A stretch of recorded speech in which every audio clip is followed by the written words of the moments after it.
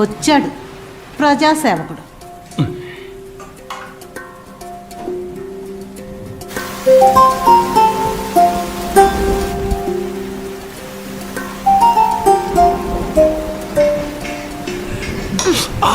ముద్ద వెంకాక కానివ్వండి రా. అమ్మా నీకెన్ని కళ్ళమ్మా? నీ ఈడు వాళ్ళకి కొత్తగా పెళ్ళైతే తలుపులేసుకుని లోపలే పడుంటారు. నువ్వు బయట ఏడుస్తున్నావు. పక్కింటి వాళ్ళు చూసి నవ్వుతున్నారు.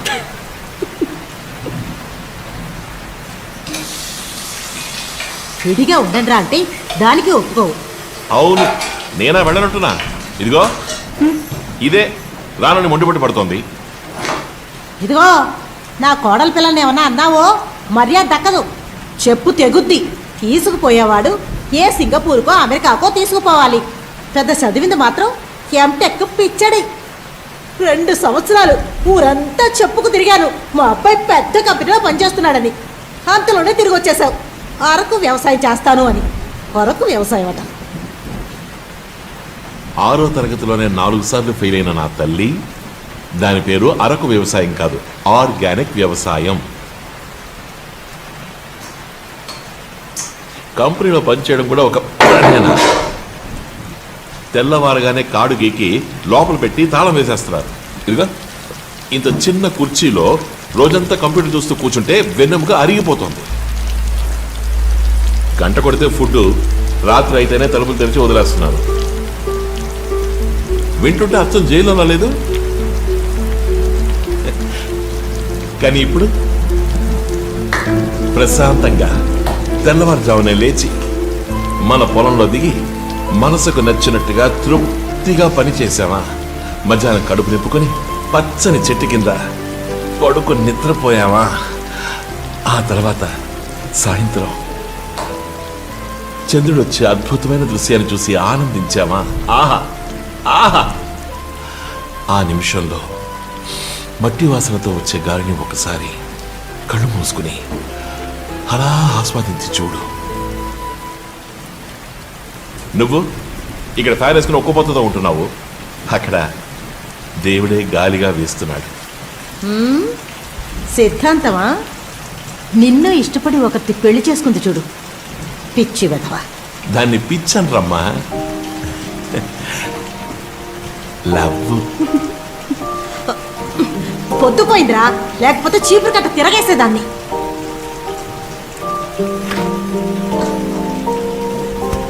ఇదిగో ఆడు జిమ్మడిపోను ఒక పుల్ల ఇసుకి 20 రూపాయలు తీసుకున్నాడు.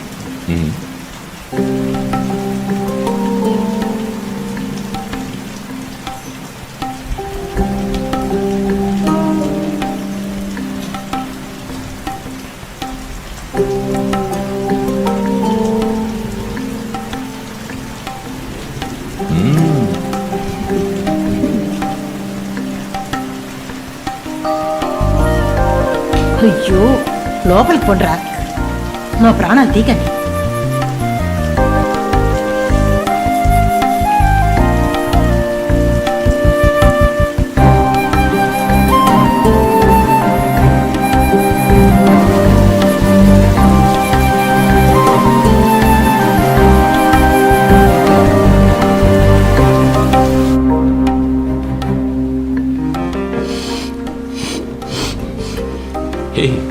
ఎందుకు ఇలా వాసన చూస్తున్నావు? వాసన. వాసన ఏంటి? నేనే పర్ఫ్యూమ్ వేసుకోలేదే. పర్ఫ్యూమ్ కాదురా, మట్టి వాసన. నాకు నీలో నచ్చింది ఇదే.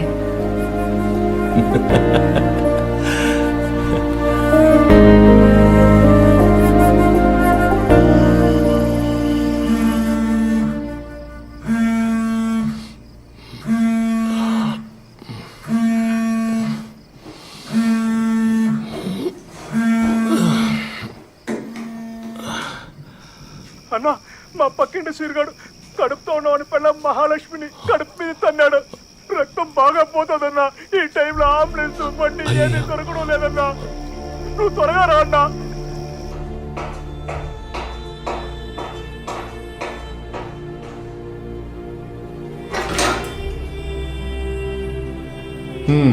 5 నిమిషాలు లేట్ అయింటే బిడ్డ పోయేది, 10 నిమిషాలు లేట్ అయింటే ఇద్దరు పోయేవారు. డాక్టర్ ఏమైంది? ఇద్దరు సేఫ్గా ఉన్నారు, బాయ్ చైల్డ్.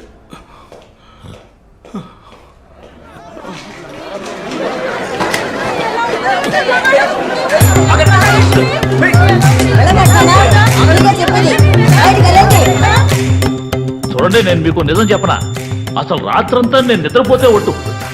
ఇదేదో మా పార్టీ గొప్పదనం చెప్పడం లేదు, తల్లి బిడ్డ క్షేమం అని తెలిసిన తర్వాతే నా ప్రాణం లేచి వచ్చింది. అర్ధరాత్రి కానివ్వండి, మిట్ట మధ్యాహ్నం కానివ్వండి, మీకు సమస్య అని తెలిస్తే మరుక్షణమే మీ ముందుంటా. చాలా సంతోషం. మంచిది బాబు. గోపాలం రంగంలోకి దిగాడు. ఇలా సమాజ సేవ చేయడానికేనా ఇల్లు నగలు తాకట్టు పెట్టి వాళ్ళని పెద్ద చదువులు చదివించాం? ఇదిగో నీ కొడుకుని కుదురుగా బుద్ధిగా ఉండమని చెప్పు, లేదనుకో. ఏయ్ పోవే, మా వాడేమన్నా వాళ్ళని పిలిచాడా? స్టాఫ్ ఎవరు లేక 10 మంది చనిపోయారు. హెల్త్ మినిస్టర్ ఢిల్లీలో మకాం వేస్తాడా? ఆయుధాలు కొండలో ఇండియాది ప్రథమ స్థానమా? రేయ్, ఈ ఊళ్ళో కడుక్కోవాలి నీళ్ళేవరా? ఛానల్ మార్చు, మార్చు. ఏమే, నీ కొడుకు మారడా? ఈ దేశంలో ఒక్కొక్కడికి ఒక్కో దాని మీద పిచ్చి. ఆడికి ఈ దేశం మీద పిచ్చి.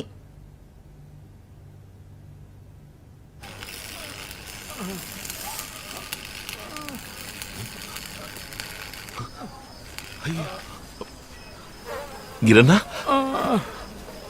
ఏమైందన్నా ఇలా పడున్నావు? కుమ్మేశారు బాబు.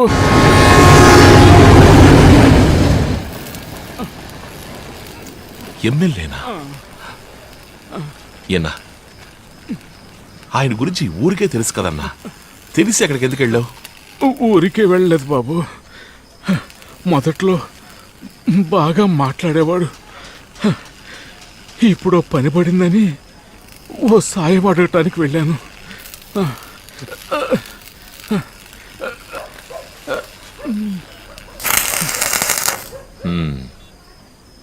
సహాయం, అది వాణ్ణి. అంత కష్టం ఏమొచ్చింది? మా అమ్మాయికి బెజవాడి నుంచి మంచి సంబంధం వచ్చింది. కుర్రాడు మంచోడు. ఒకరినొకరు చూసుకోగానే బాగా ఇష్టపడ్డారు.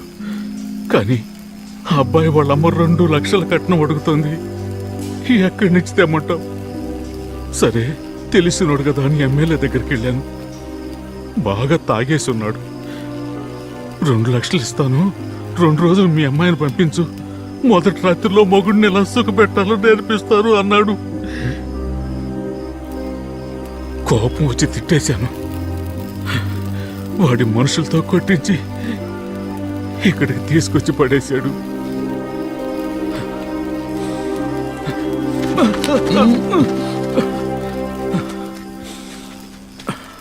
సరే వదిలే అన్నా, ఏం పర్లేదులే. మా అమ్మ దగ్గర కొంచెం నగలున్నాయి, అవి తాకట్టు పెట్టి ఇచ్చేద్దాంలే. ఏం బాబు, ఈ ఊళ్ళో నన్ను కుక్కలు కూడా పట్టించుకోవు, అది నీకు తెలుసు. నన్ను నమ్మి డబ్బిస్తావా? స్తోమత స్థాయి చూసి చేసేదానికి పేరు సాయం కాదన్నా, అవసరానికి చేసేదే సాయం.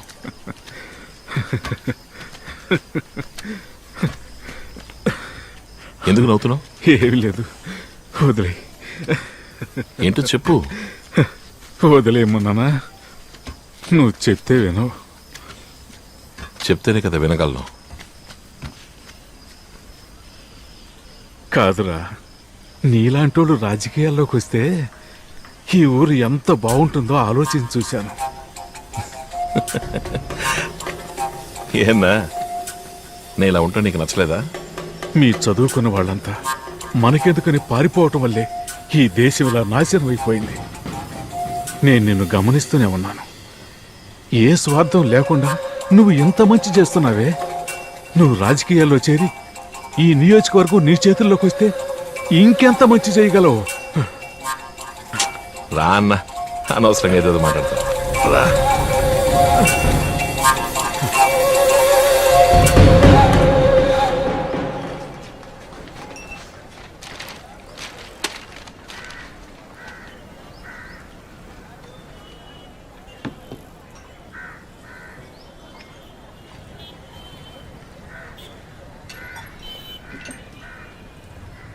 ఏంటమ్మా,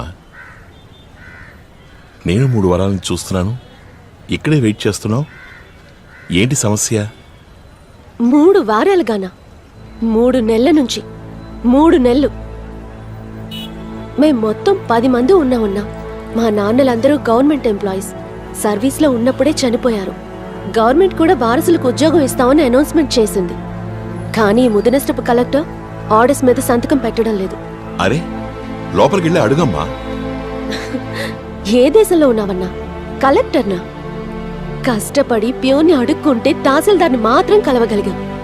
ఆయన ఒక పోస్టింగ్ కి 5 లక్షల రూపాయలు లంచం అడుగుతున్నారు. మీదున్న కలెక్టర్ వరకు వాటా ఇవ్వాలట. ఉద్యోగం వచ్చాక బోల్డ్ అంత సంపాదిస్తారు కదా అని డైలాగులు కొడుతున్నారు. ఈ రోజు వరకు నిరాహార దీక్షలని ధర్నాలని మేము చెయ్యని పోరాటం లేదు. నమ్మకం నశించిపోయి పేరుకి రోజు ఇక్కడికొచ్చి కూర్చుంటున్నాం. నువ్వు ఆ పేపర్స్ ఇవ్వమ్మా, నేను లోపలికి వెళ్ళి మాట్లాడతాను. అందుకే అన్నా, నువ్వు మాకు సాయం చేస్తావని. అయినా వద్దు. అరే ఇవ్వమ్మా, అడిగొస్తాను.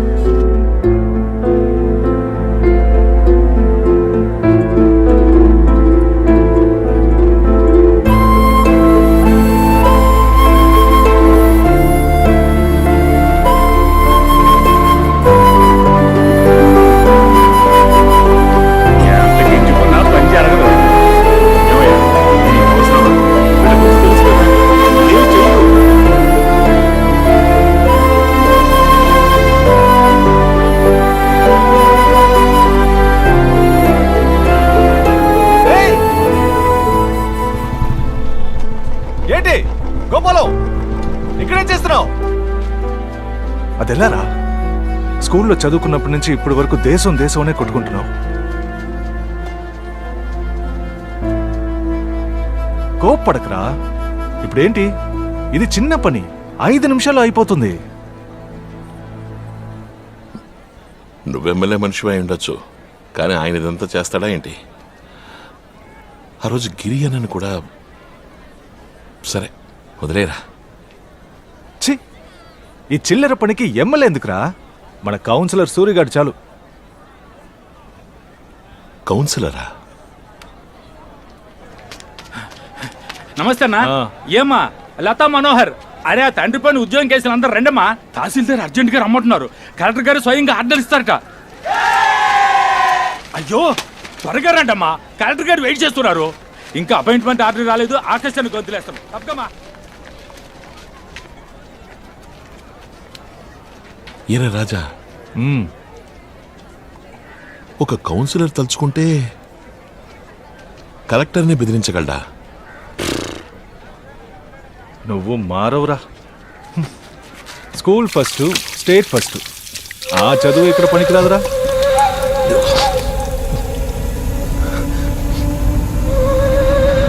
నిన్న రాత్రి నుంచి అందరికీ ఫోన్లు, ఎవరూ తిరగట్లేదు.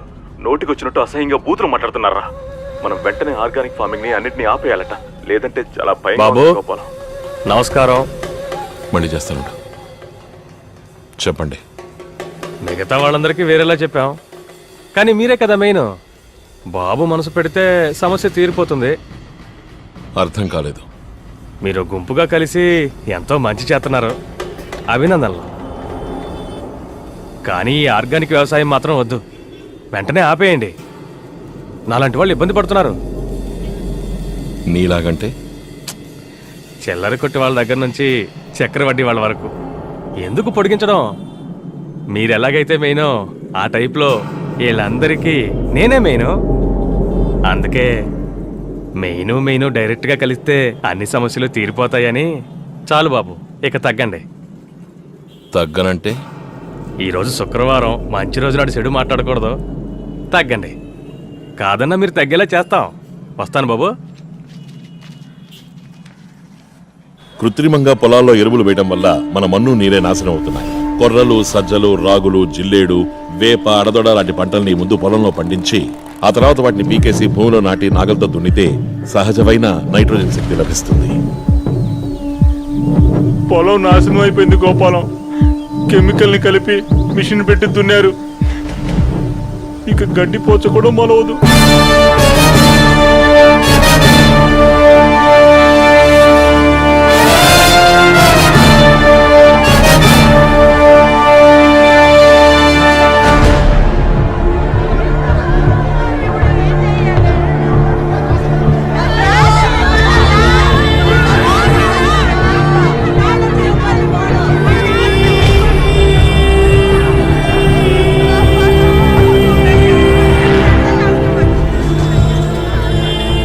బాబు ముందు బూతులు తిట్టారు, ఇప్పుడు ఇలా చేశారు, తర్వాత కాళ్ళు చేతులు తీసేస్తా ఉన్నారు.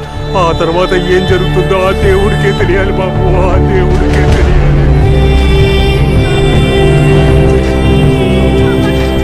బాబు కాళ్ళు పట్టుకుంటారు, ఇవేవి వద్దు, వదిలే. మమ్మల్ని ప్రశాంతంగా ఉండనివ్వు. నీతో పాటు వ్యవసాయం చేయాలనే కదా నా బిడ్డ అంత పెద్ద ఉద్యోగాన్ని వదిలేసి ఇక్కడికి వచ్చాడు. ఈ దారుణాన్ని భరించలేక ఊరేసుకున్నాడు. వెంటనే హాస్పిటల్కి తీసుకెళ్ళాం. ఏదో కనుక దుర్గమ్మ దయ వల్ల ప్రాణాలకి ఏ ప్రమాదం లేదన్నారు. దయచేసి ఆ చిన్న పిల్లల జీవితాలు పాడు చేయకయ్యా.